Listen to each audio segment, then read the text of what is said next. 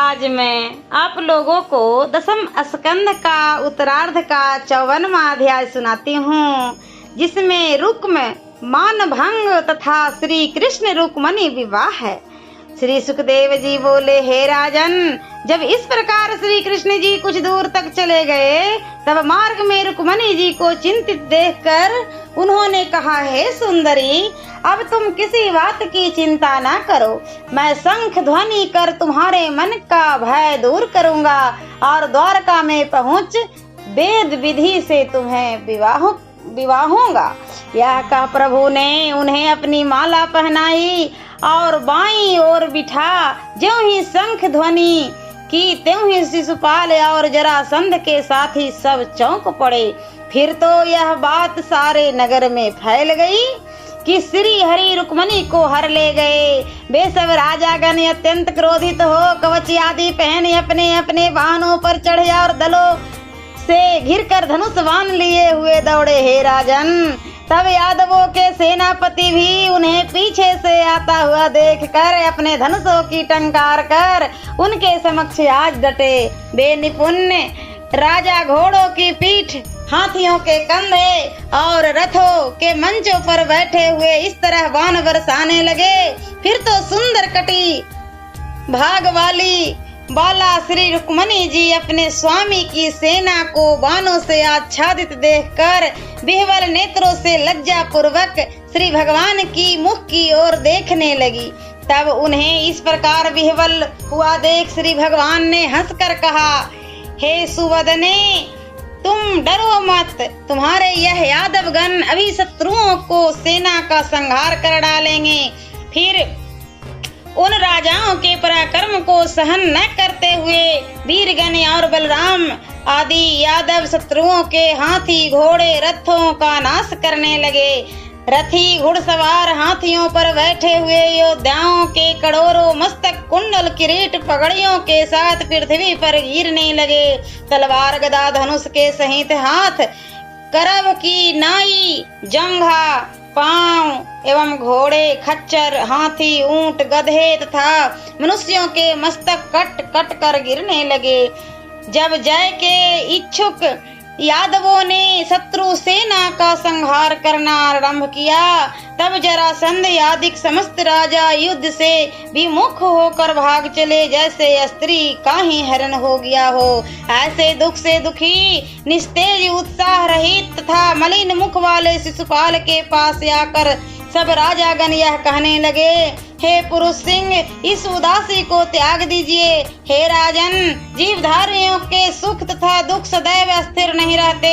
जिस प्रकार कठपुतली नर की इच्छा पर नाचती है, वैसे ही यह जीव सुख दुख भोगने में परमेश्वर के अधीन है। श्री कृष्ण से मैं 16 बार 23 अछौनी सेना के साथ हार गया।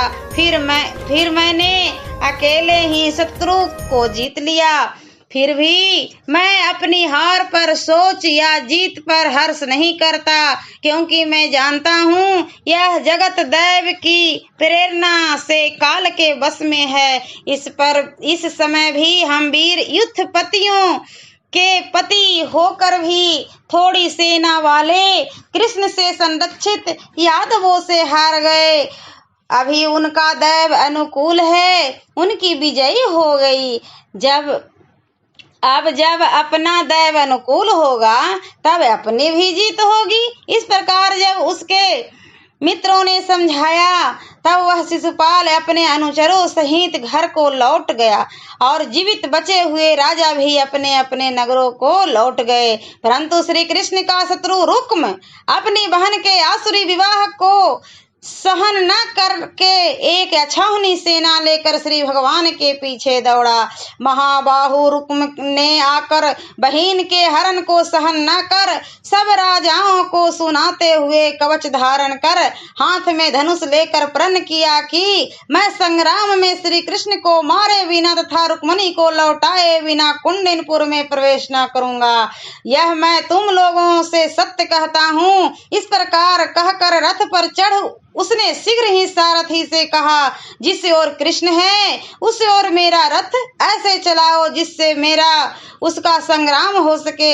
आज मैं उस मूर्ख ग्वाले के पराक्रम का अभिमान अपने तीक्ष्ण बाणों के द्वारा भंग करूंगा, जो मेरी बहन को बलपूर्वक ले गया है।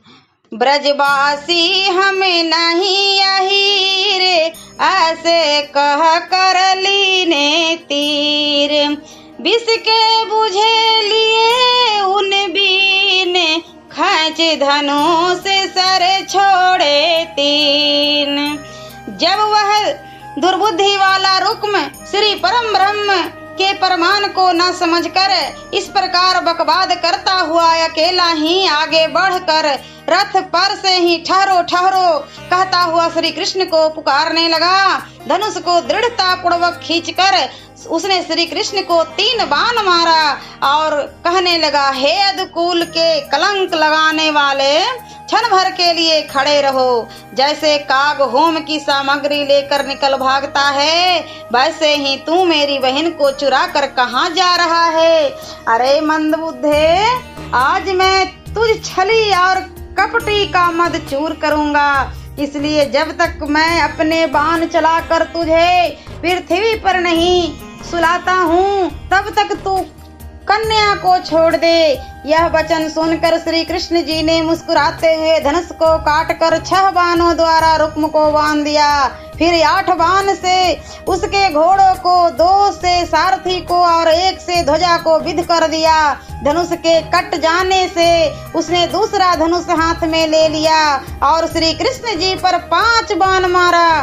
तब उन बाणों की चोट खाए हुए भगवान ने उसके उस दूसरे धनुष को भी काट गिराया। रुक्म ने तीसरा धनुष हाथ में ले लिया, भगवान ने उसे भी काट गिराया। इस प्रकार उसने जो जो परिध, पटिश, त्रिशूल, ढाल, तलवार, बर्छी और भाला आदि शस्त्र हाथ में लेकर लिए, वे सब काट कर भगवान ने गिरा दिए। तब वह रथ से कूदकर तलवार लिए हाथ में लिए हुए मारने के विचार करके क्रोध पूर्वक भगवान के सामने दौड़ा, जैसे फतिंगा आग के सामने जाता है। भगवान ने उसे आते हुए रुक्म की ढाल और तलवार को अपने बाणों द्वारा तिल के समान टुकड़े टुकड़े कर दिए।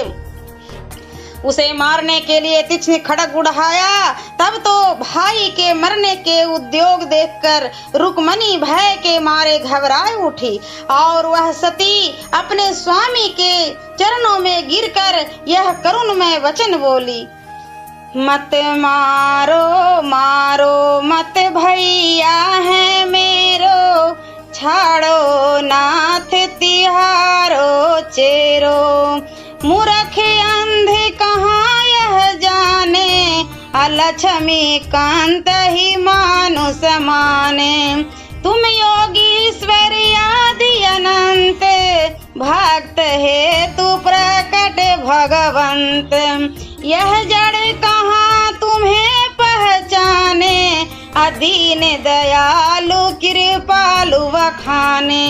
हे योगेश्वर, हे अप्रमेय स्वरूप, हे देवाधिदेव, हे जगतपति, हे कल्याण, हे महावायु, यह मेरा भाई है, इसलिए मारने योग्य नहीं है। श्री सुखदेव जी बोले, त्रास के मारे कंपित अंगों सोच के कारण सूखे हुए मुख, रुंधे हुए और कातरता से गिरती हुई स्वर्ण माला वाले श्री रुक्मणी जी ने जब श्री भगवान के चरण पकड़ लिए, तब उन्होंने रुक्म को वध करने से बचा दिया और उस दुष्ट कर्मा को वस्त्र से बांध कर उसका मुछो सहित सिर मुंडन करके कुरूप कर दिया। इधर उतने ही समय में यदुवीरों ने अद्भुत शत्रु सैन्य को इस प्रकार मर्दन कर डाला, जैसे हाथी कमल नींद को मर्दन कर डालता है। जब बलदेव जी ने श्री कृष्ण के पास आकर रुक्मणी की यह दशा देखी, तो उन प्रभु ने उसे इस भांति से मृतक प्रायः देखकर दया सहित बंधन को छोड़कर श्री कृष्ण से कहा, हे कृष्ण, तुमने बड़ा बुरा किया है, इससे हमारी निंदा होगी, क्योंकि दाढ़ी मोछ मुड़कर कुरूप कर देना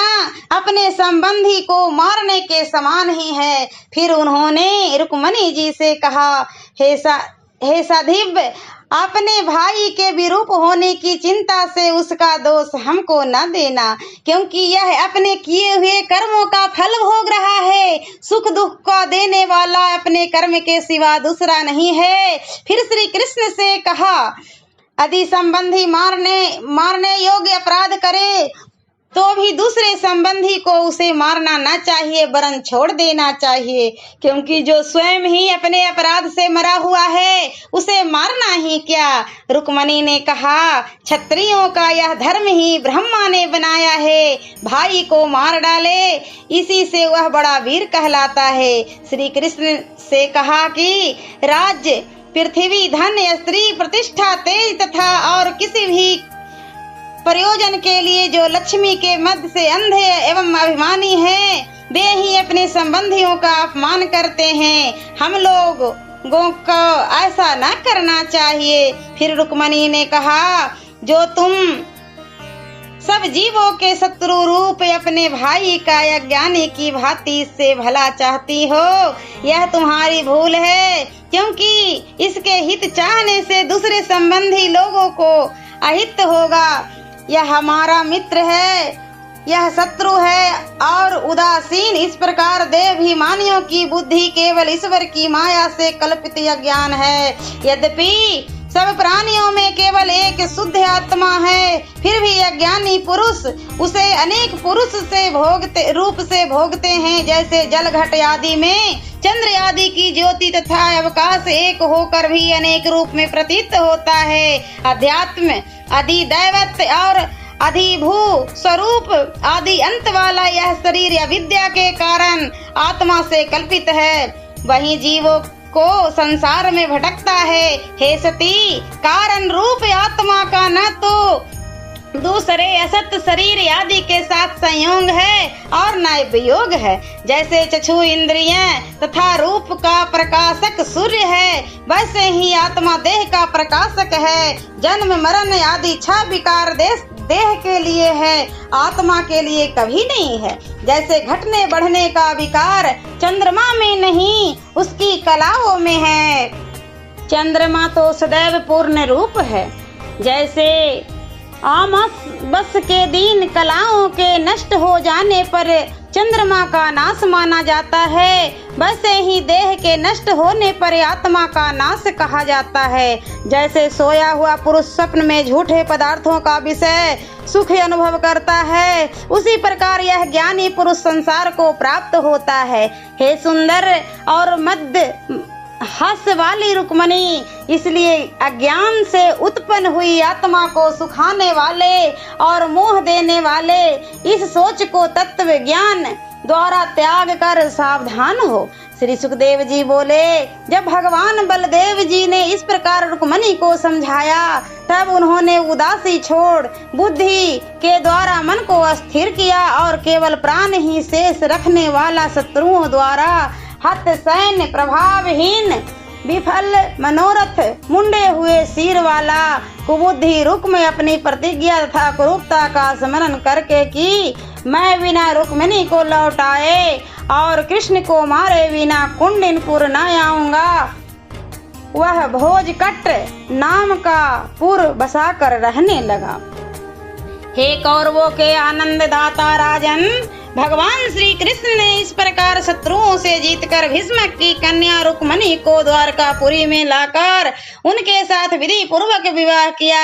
हे राजन, उस समय द्वारका वासियों के घर घर बड़ा ही उत्सव होने लगा, क्योंकि यादवपति श्री कृष्ण ने उन लोगों की परम भक्ति थी। नगर के स्त्री पुरुष उज्जवल मणियों के कुंडल पहने हुए, आनंदित होकर सुंदर वस्त्र धारण किए हुए, दुल्हा तथा दुल्हन के लिए सुंदर वस्तुएं ला ला कर भेंट करते थे। उस समय वह द्वारकापुरी ऊंचे इंद्रध्वज विचित्र मालाओं, वस्त्रों, रत्नों और तोरणों से शोभायमान थी। द्वारों पर मांगलिक सामग्री रखी हुई थी। जल से भरे हुए घट, अगर धूप और दीपों की शोभा बन रही थी। मार्गों में छिड़काव हो गया था और बुलाए हुए प्रिय राजाओं के मध्य झरते हुए हाथियों से द्वार पर जो केले तथा सुपारी के वृक्ष ऊंचे किए थे, उनकी शोभा छा रही थी। आनंद में फूले हुए द्वारका वासियों के मध्य में कुरु,